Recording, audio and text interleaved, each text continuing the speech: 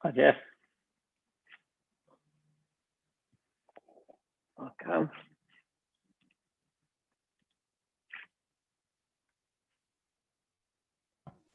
Hi, bye. How are you doing? Okay, good. Thank God, and you? Yeah, good. Nice Thank to see you.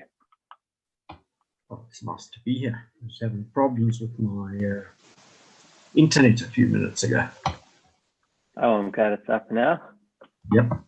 Hi, Stephen. Welcome. The advantages to the phone as a modem. Yeah, sometimes better.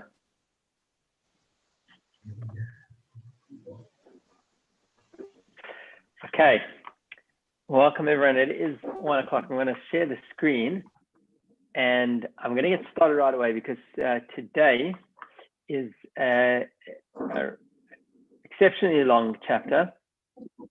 And although generally my preferred approach has been to read every word in the Hebrew and the English, if we attempted that today, so I'm just getting back to the top of the page here. If we attempted that today, it would take probably longer than an hour. So I think we're better off approaching it a little bit different than we usually do. Sorry, let's just mute everyone. And what I'm going to try to do is go through each halacha and rather summarize it rather than to, let's see how to mute this.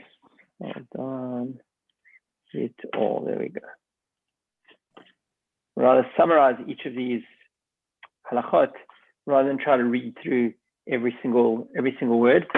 Personally, I've found that the drawings over here make this particular chapter accessible because we're talking about some type of realities that are not necessarily so familiar, and certainly even if they were realities that were familiar, sometimes hard to visualize. So we'll use these diagrams. We'll look at the English and try to summarize basically the laws going forward. Essentially, here what we've been discussing is different domains, right? The broadest type of definitions of the domains is a private domain, a public domain, and then a karmelis, which is basically rabbinically we treat it pretty much like a public domain. And then we have an area that's called the makom patur, which kind of is just an area that's less undefined. And obviously these laws are all important with regard to the law of carrying on Shabbos from one domain to another. So we're going to particularly focus on today what's called a mavoi. A mavoi is a lane or an alleyway. We've already discussed, and you're probably familiar, that a lot of the design of the areas that people lived in then was that you would have a house, you would then have a courtyard, which was usually at the front of the house and was used a lot. And from the courtyard, you would then go onto some type of lane, and that lane would then move onto what would be the public road. So you've got this mavoi, is that lane that takes you from the courtyard. In other words, there would be an entrance from the courtyard onto the lane, and the lane would then take you out onto the public domain. And what we'll see is that there are two different types of lanes. One that it might be open on both ends, in other words, both ends to a public domain, or another domain, as we'll see.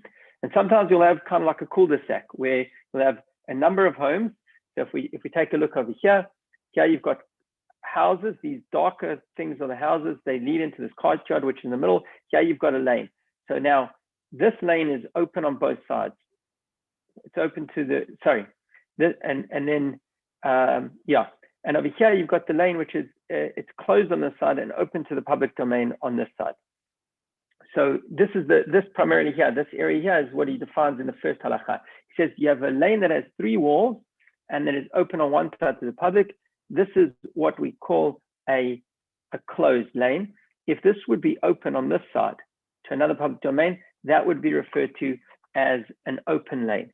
Now, that area technically, particularly the one that has 3 sides, biblically, it's not a problem to carry in it. It's not defined as a Reshut HaRabim. There wouldn't be a problem carrying in it, but rabbinically, it is a problem to carry there. And what we're going to deal with now in this halachot is how might I transform that into an area that's more akin, more like a private domain where I would be allowed to carry rabbinically. And that's what we're talking about over here. So halacha 2 says, what must be done in order to allow a person to carry within that closed lane? Remember, this diagram shows almost shows that it's open, but we're talking about, I hope you can see on the screen, I'm using my mouse. Can you see my mouse on the screen? My arrow, you can.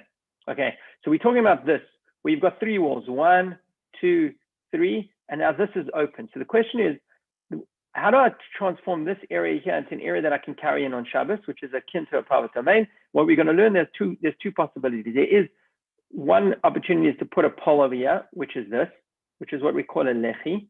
The other opportunity is to put a beam on top of it, like that, okay, which is a kora. So those are 2 possible ways in which we might add some distinctive element to the open side of this alleyway, and then that alleyway one would be now allowed to carry within that alleyway. It's important to remember that biblically that area one is allowed to carry in. So these extensions, if you want to call it, are an area that otherwise rabbinically would have been forbidden to carry in. The rabbis are giving us an opportunity now to carry in there again. So it's either if you have a beam on top or a pole, an upright pole. What happens if you had a mavoy, an alleyway that was kind of L-shaped? So this area C over here, sorry, area B over here is the public domain, okay? And area C is the 2 openings. So if you had,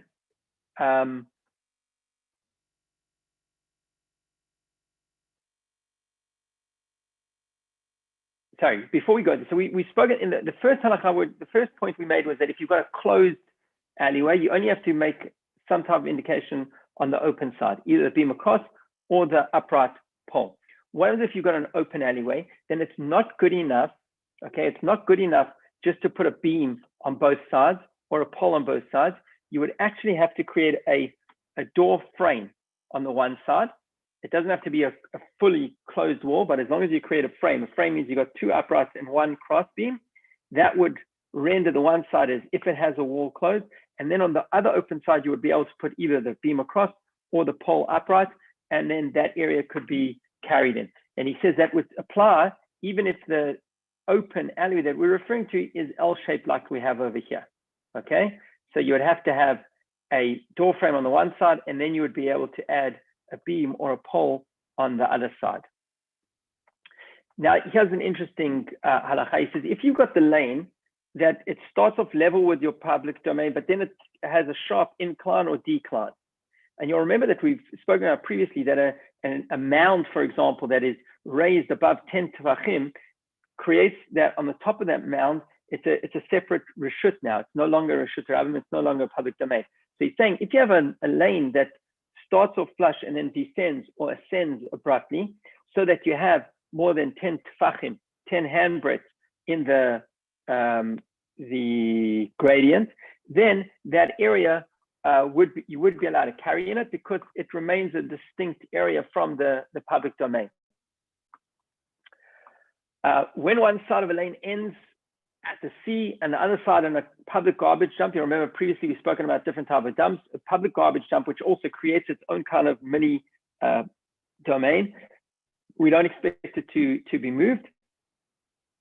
So that lane now has a distinctive element on either side. The water on the one side is not an absolute public domain. It's more like, at least the surface of it is like a carbonate, that area that rabbinically you're not allowed to carry, but biblically, technically you could. So that alleyway that finds itself not open directly into 2 public spaces, for one side the sea and one side it has some type of mound, you would be allowed to carry within that alleyway. Halacha 6, the following rule applies to an open lane that ends in the middle of a yard.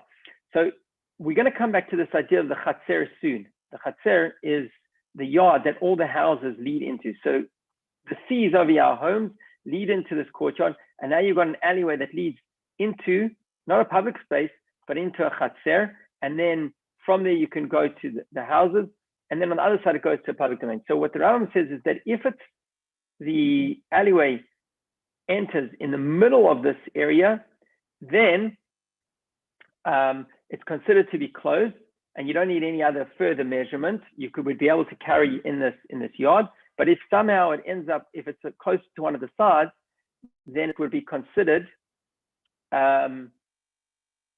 still problematic. It would be considered open, and you would have to then create, like we said, either a beam across the other opening into the public domain or an upright pole to transform that area into an area that you can carry in.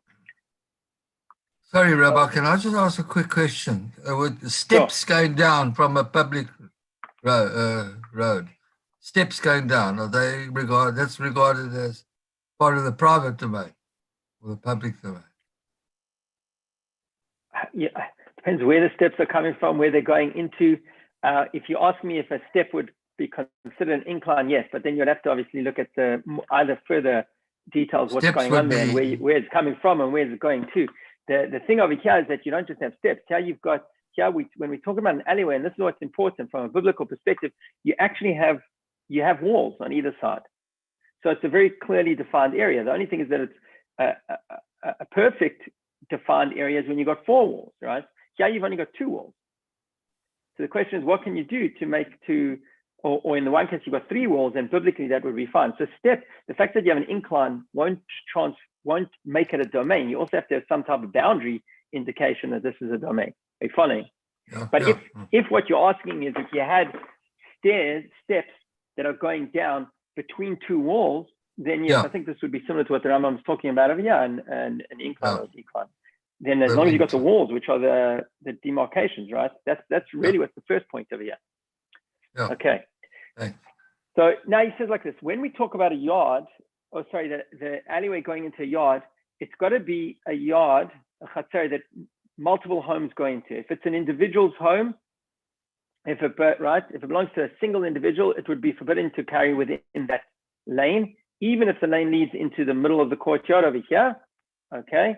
He says the rationale is that at times the owner may build on one of the sides of the yard, and after those improvements have been made, it's possible that the lane will end at the side of the yard rather than in the middle of the yard, and that no longer allows us to consider that yard as a reshut hayachid, a private domain in which something can be carried. This, by the way, here is a diagram of a lane that comes to the side of the yard. So here you've got 2 homes. B is the so-called yard. A is the lane, as opposed to here where you've got the lane going into area B, which is the chatzar, the yard. Okay. Now, again, when we talk about a lane being made permissible to carry in, when you put a pole upright by one of the entrances or a beam across it, there are a number of other conditions.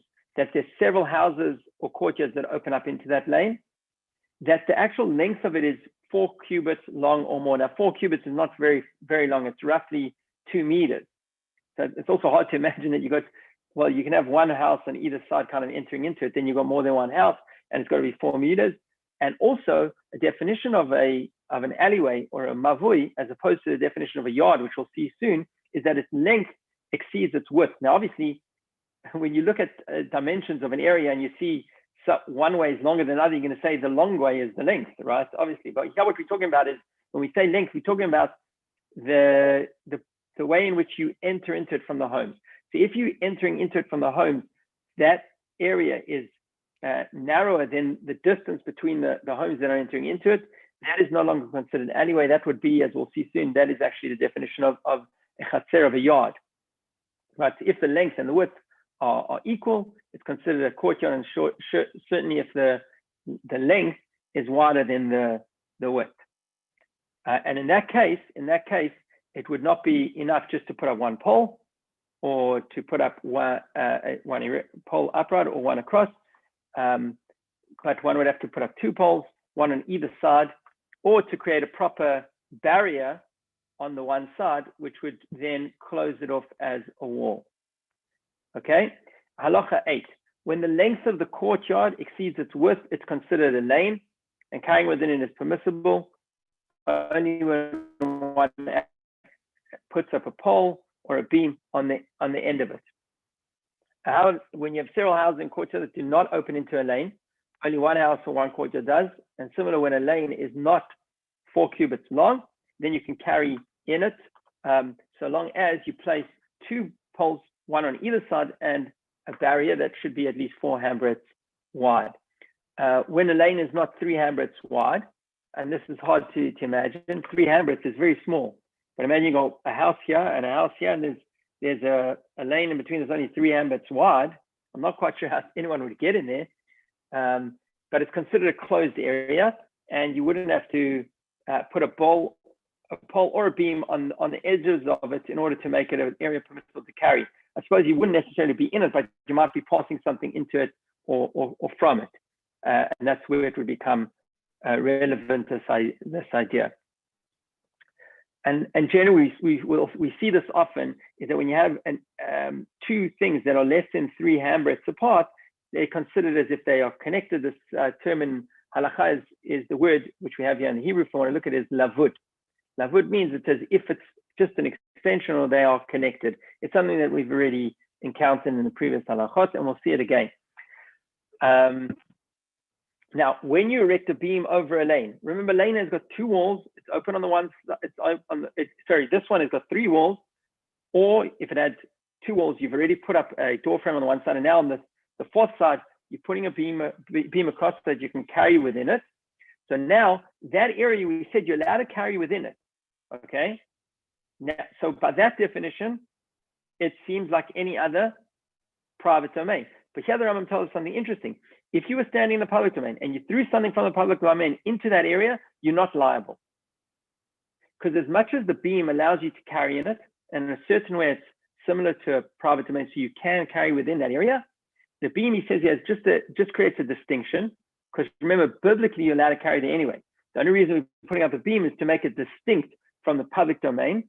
And therefore, if you threw from the public domain into this area, you would not be biblically liable because it's not biblically technically a private domain. However, if you put a pole up, so we've spoken about 2 ways in which you can turn an alleyway into an area permissible to carry. One is to put an upright pole next to the wall. The other is to put a beam across the 2 walls. What we're learning here is there's a difference now. If you put up a beam, the function of the beam is simply to create a distinction. The function of the pole that you put upright actually serves as considered to be a clear barrier and a 4th wall. So that if you put an upright pole and you threw something from the public domain into this alleyway, you would be transgressing the biblical command of carrying from the public to the private domain.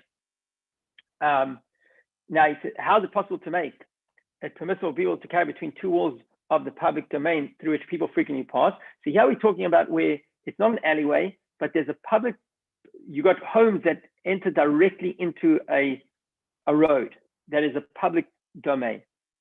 Is it possible now to transform that road into an area that you can carry? So he says the only way to do that is to create a door or a gate on either side of that road. Now, even if those doors are not closed, but they can be closed, that area now can be transformed into an area where it's permissible to carry. So what we're talking about here is similar to something that's a lane, in that there's multiple entrances that go onto it, but this area is where the homes went directly into a public domain. So it's no longer good enough just to put a pole across or an upright pole or beam across or an upright pole. You actually have to create a gate on either end of this thoroughfare.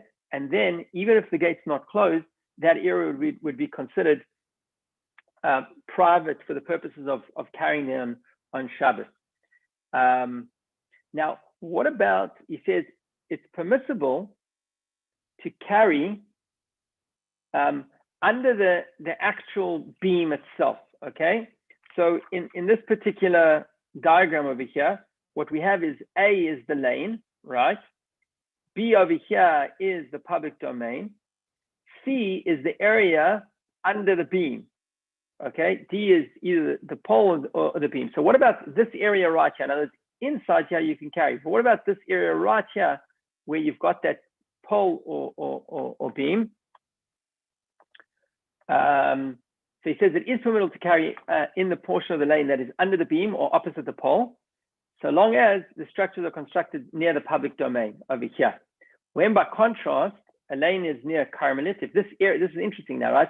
So if this area B is not an absolute public domain, but rather a Carmelit, that's that in-between type of space, then he says forbidden to carry in the spot just under the beam or just adjacent to the pole. Because what does he say? Because the reason is that it's not as clearly distinguishable, and we're concerned you might carry beyond that, and therefore you can't carry there.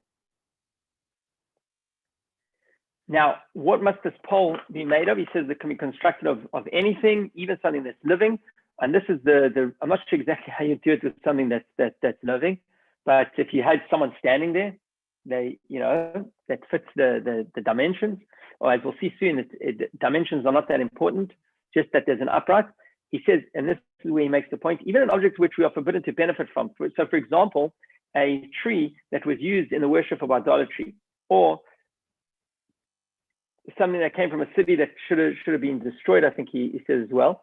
So if you use that as an upright, so you got a tree, and now that's your upright at the end of this alleyway, he says that would count. Now, what's surprising of me is that usually those trees, we are required to destroy them. And generally we say when it comes to halacha, something that is doomed or destined to be destroyed has no halachic dimension. So what's interesting over here is that we're allowing this tree to function as that upright. And the reason is because halachically, the height of the pole has to be 10 handbreadths in order for it to be constituted a lechi, a pole, but there is no minimum requirement for its width or breadth. So therefore this tree, although halachically it's doomed for destruction, as long as it's got the height, because there's no specific width or breadth dimensions that are necessary, it would count as this pole. Also, the beam that you put across, can be used from any material. He says over here there would be an exception of a tree that had been worshipped. Why does that restriction apply over here? Because when it comes to the beam, there is a minimum measurement of width that has to be there. What is the minimum width of a beam? It should be no less than a hand's breadth, but there's no minimum measurement for it. That's the thickness. But how? In other words, it has to be as wide as a hand's breadth. But how thick does it have to be? So it says there's no real minimum, but it has to be strong enough that it can hold a brick, which he gives a specific type of brick that's half the handbreadth of 1.5 handbreadths by 3 handbreadths. So in other words, the beam has to have a certain sturdiness and strength, but no defined actual thickness. Width that has to be no less than a handbreadth. And because there is a specific dimension given, you can't use something that is doomed to be destroyed, like a tree that was used in idol worship. Now, how wide can this entranceway be that one pole or one beam will suffice to allow you to carry it?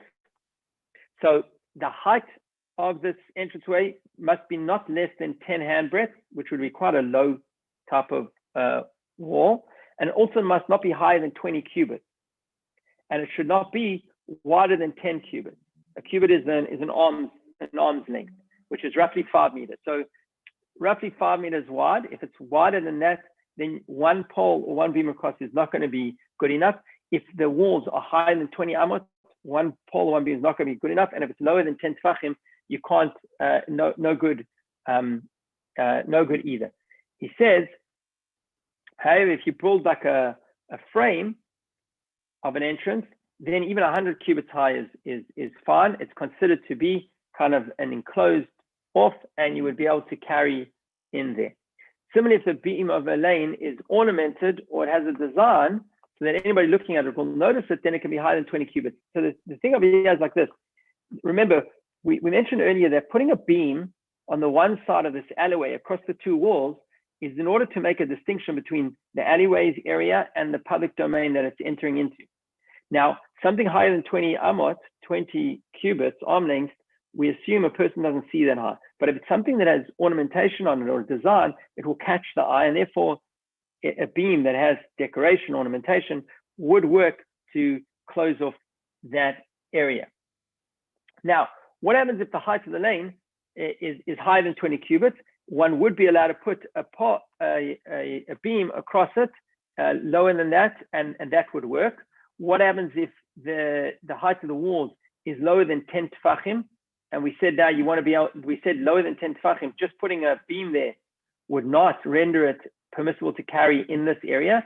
So what you can do is you can dig a hole over here, and the Rambam gives us some specific dimensions of what that has to be. Now, okay, halacha 17.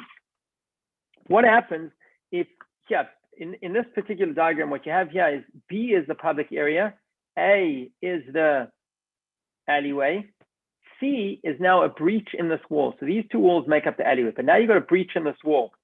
So if you've got a breach in the wall, what happens?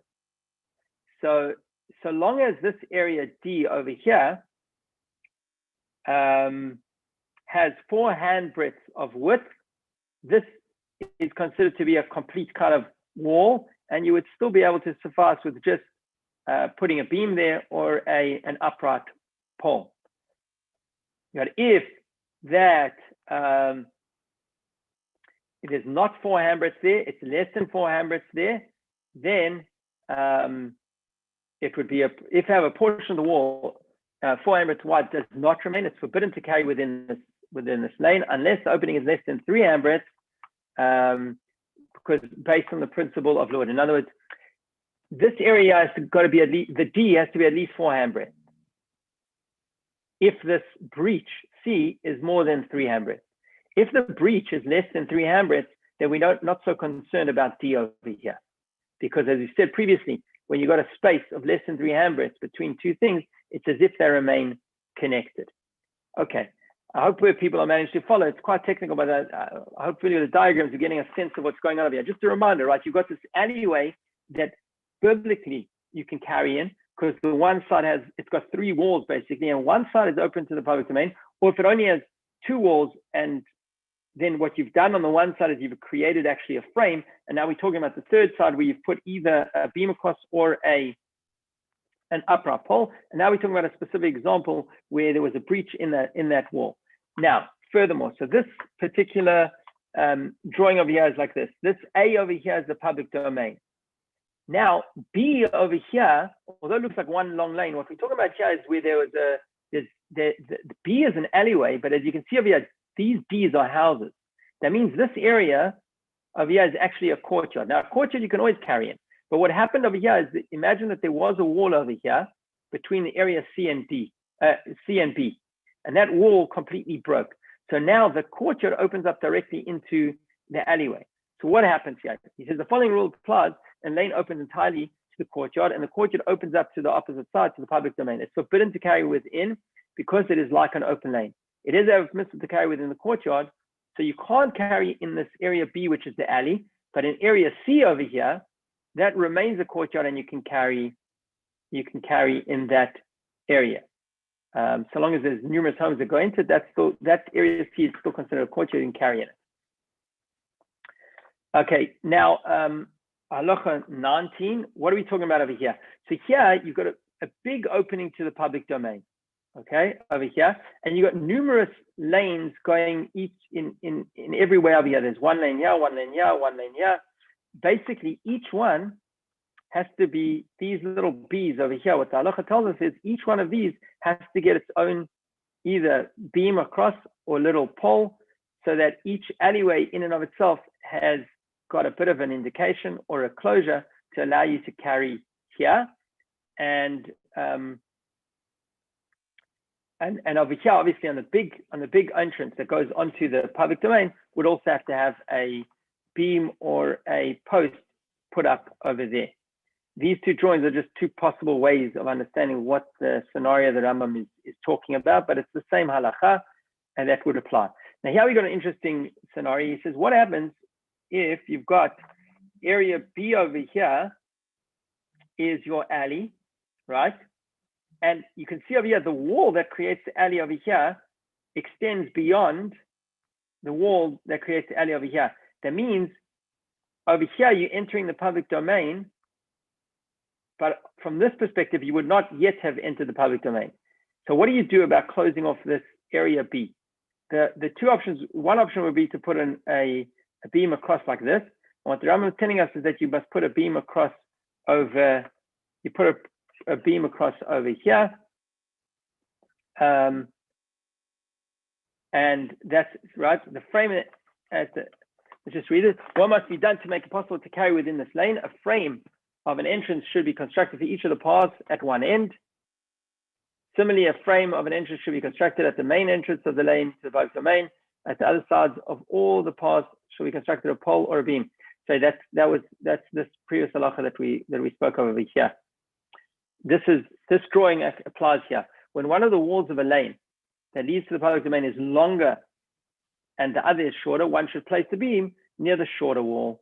When a pole is constructed in the middle of the lane, okay, now this is the next scenario. B is the lane, C is the public domain. What do? Is instead of putting a beam over here at the end of the lane before the public domain, you put a beam over here in the middle of the lane. What the Rambam says is then this area here now is an area that you can carry in, but this area here, B, you cannot carry in. Halacha 21 talks about here.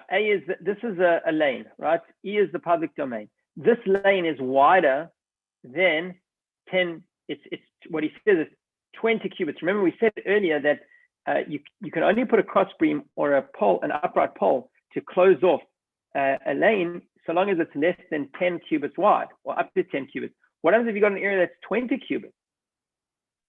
So what he explains to us is that you've got to put a bit of a wall in. Sorry, this over here would be a wall, which must be, as he says, one may build a wall that's 10 handbreadths high. Okay, it's got to be 10 handbreadths high and at least 4 cubits long, which is about 4 meters. Sorry, which is about 2 meters. Because 4 meters, sorry, the 4 cubits, which 2 meters is the minimum length of a lane, as we learned previously. And what you do is you would place it as close as possible to the opening of the lane over here, and then you now have basically almost like two separate lanes over here, and you could put indicators over here like a pole or a beam that would work there. He says alternatively, another way of closing this in would be one may leave a space of 2 cubits from one side of the lane and set up a wall 3 cubits long. And similarly, leave a space of 2 cubits from the other side of the lane, set up a wall 3 cubits long, and then there would be an opening over here of 10 cubits, right? Because you now have created a space of, 5 cubits here, 5 cubits here, and because the space between there and there is less than 3 cubits, it's like it's closed off, and now you just have an entrance of 10 cubits, and that would be fine. You could then close it with a beam or with a pole on that side.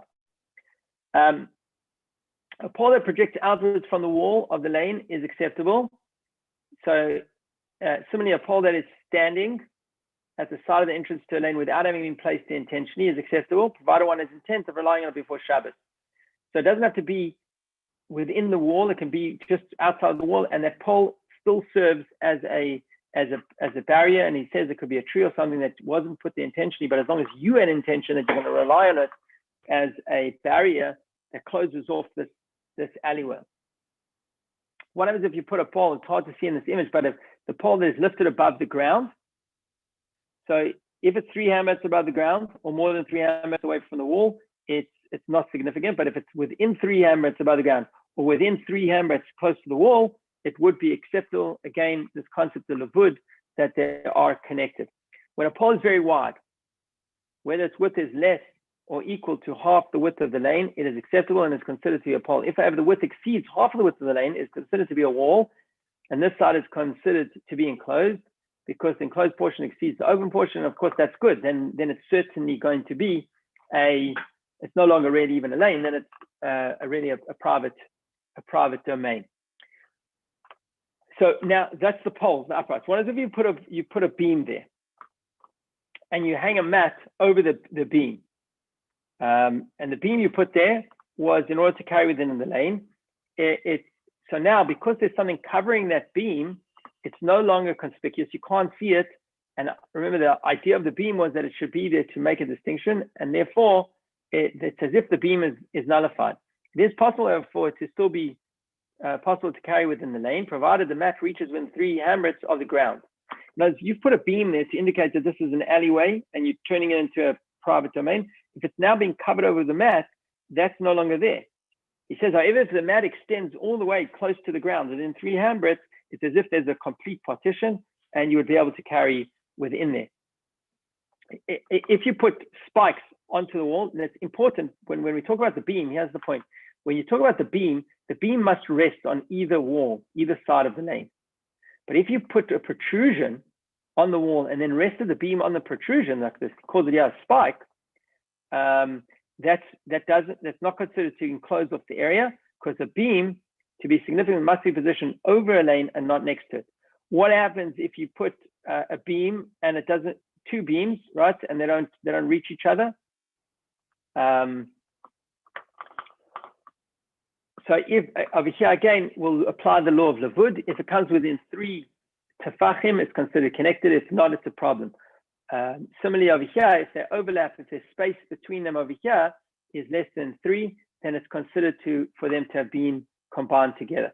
What happens, the Rambam goes on now to speak about, if you have beams, more than one beam, they parallel to each other, but neither of them, remember we said the beam has to have a certain width, but not a certain thickness. The definition of a beam must be something that can hold a certain weight. We spoke about the weight of a brick. What if you got something that's very thin, it's got the width, but it's very thin and it can't carry the weight, but you got two of them. If together they can carry the weight and they're within 3 handbreadths of each other, they combine to be considered one beam, and that's fine. He says similar idea would be as if you have one beam that's above and one beam below the other one, we can consider them to be connected, so long as the one on the upper end is not above 20 amot and the one on the lower end is not below the 10 tefachim. Those are the two, you'll remember those are the two dimensions that we're concerned about of what would be considered a mavui that can be converted into a private or not. What happens, the beam is round, and therefore it has the strength to hold a rock, but practically won't balance it. Also fine, the Rambam talks about what happens if you have a beam that's crooked, so and therefore can't hold a rock. Also, not a problem, so long as the bend in the beam is not more than 3 tefachim, because we do consider that bend is like a gap. So if it's not more than 3 tefachim, it would be fine. Now here he speaks about the first thing is the strength. Even if it's concave, but it can hold it, no problem. Now he's talking about what if it's concave and you've got a high wall, so you've put a beam across the 2 walls, and let's say the wall was 19 amot, and the area of the concave goes above it goes like this, and then it goes like this. So now the part of the beam is above the 20 amot. So he says, so long as that beam, that area that goes out of the 20 amot is not more than 3 tefachim, it would still be okay. And the same thing would be if it's going below the 10 tefachim and the concave is down. I'm going to really, because we've gone quite a bit over what we usually do, I'm going to just give the general kind of rule over here of the next 2 areas that the Rambam deals with, and I would encourage you to maybe to get onto the website if you want to actually learn each of these laws in detail. But basically, we have a scenario in this drawing over here. This A over here is a well. Now, the basic dimensions of a well would constitute that area as being a private domain, which would mean that biblically on Shabbos, if you're standing outside the well in a public place, you would not be able to help yourself to water because you would be taken from a private domain into a public domain. The rabbis created a leniency where you can construct a boundary that looks like this, as you see in the image over here, to make this area here into a private domain. And basically what it allows for is 4 corners to be added. So these corners must be 10 tefachim high and at least 6 by 6. Okay, but as long as you have these L shapes and that the distance between here and here is not more than 13 1/3 amot, this whole area is considered to be a private domain, and you would be allowed to help yourselves to water there. The Rambam goes on to detail, like even if the wall was kind of not a specifically built wall, or if there were spaces between poles that create this L shape, these all would constitute creating an area that is considered a private domain, and therefore you would be able to bring your animals in to, what did I just do there? I think You'll be able to bring your animals in to serve them water from the well, and obviously this was in order to enable people to be able to provide for themselves and the animals. The Rambam does mention that this is a permission, a leniency specifically within the land of Israel, and specifically for those herds of the people that have come up to visit for the pilgrim festivals. And it also only applies to a fresh water well, as opposed to, as we see over here, a bar, which is a cistern or a pit. It only applies to a live water well and not to a cistern. Here the Rambam just speaks of an example. This C over here in the diagram is where you have a little stall that the animal is in. Part of it is inside this area and part of it is in the public domain. The Rambam cautions us against taking the bucket that you filled from the well and putting it into there, lest this breaks down and you end up going out into the public domain. Basically, what you would do is you bring your animals in and you could feed them directly from the buckets that you've drawn water from this well. Now, interesting, what the Rambam says over here is, you remember this dimensions around the well that we're talking about is pretty much a leniency. And as you can see, there's rather large spaces over here. They are defined, as we mentioned, but they're rather large spaces, larger than we'd normally allow for. Normally, we said anything that's 10 amot wide is too wide. You would need a full frame in order to close it off. Here we're saying you can have up to 13 and a third. And the reason is that you should be able to bring in and take out animals. Now, this area here, as we explained, is considered a private domain.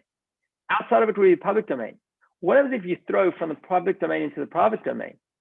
Now, considering what we said about the mavoi, that the mavoi is only a private domain when you have a beam across it for carrying, but if you threw from one into the other, you wouldn't be liable. Here he says that area, if you threw from a public domain into that area, it would be a transgression because it has an absolute kind of status of a private domain. Here you have these in the diagram over here. What you have is these that are marked with a C are stalls on. Sorry, that was the previous one. Here you're talking about if you've got a private courtyard that extends into this area on either side. So when one end of a courtyard enters between the walls of the above-mentioned enclosure, it's permitted to carry from the courtyard into this enclosure. He says, however, if there are two courtyards that go into this area, then it's forbidden to carry from these courtyards into this area, unless you have what's called an Eruv Chatzerot, which we'll learn about, which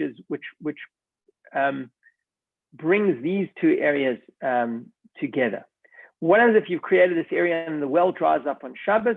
It's forbidden to carry there on Shabbos. What happens if you created the area and the well was dry before Shabbos and now the well fills up on Shabbos? Then you would be allowed to carry there on Shabbos.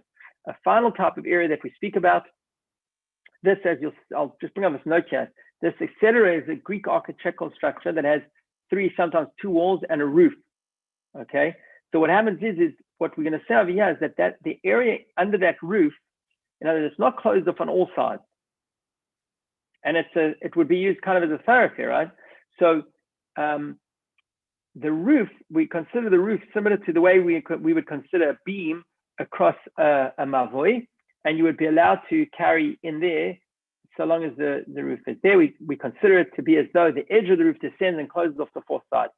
The person who throws an article into this area from a public domain is not liable. It's as if he's thrown the article into a closed lane that possesses a roof. So it's similar to a lane that has a beam. This kind of etc. that he calls there, or what we sometimes call a porch, that has the walls on the sides and a roof on the top. It has the same status as that lane with a beam across it. Now, a final halakha, let's read this final halakha together, because there's important terms over here, which applies throughout these halachot of Shabbos and other halachot. He says, whenever we refer to a measurement of a finger breadth, we are talking about the thumb on the hand as opposed to not your toe thumb. A hand breadth, we said, is the size of 4 finger breadths. Okay, and a finger breadth again is your thumb. Whenever we use the term cubit for the regard to laws of Shabbos or Sukkah or other prohibitions of growing mixed species, it's 6 handbreadths. Now, in practical terms, what is the measurement of a handbreadth? So there are differing halachic views. If we want to talk about in centimeters, it's anywhere between 8 centimeters and 9.6 centimeters. But a handbreadth is 4 fingers, and a arm length or a cubit is 6 handbreadths. Now he says there's times when you measure the cubit as 6 handbreadths that are closely pressed together. There are other times when you consider it a little bit more eased up and spacious. He says in both instances you'll apply it in the more stringent way. An example he ends with, he says, so for example, if the length of a lane, as we've been talking about, then mavoi, must be a minimum of 4 cubits, then it's measured by what he calls the amply spaced cubits, not tightly tucked together 6 handbreadths, but close, 6 handbreadths that are loosely next to each other. And we said the height of the lane must not exceed 20 cubits. So he says those are measured as constricted cubits, because obviously that makes it, it makes it lower and therefore more stringent. Similarly, the length of an opening may not exceed 10 cubits. These are measured as constricted cubits. Similarly, principles apply regarding the sukkah and the prohibition of growing mixed species.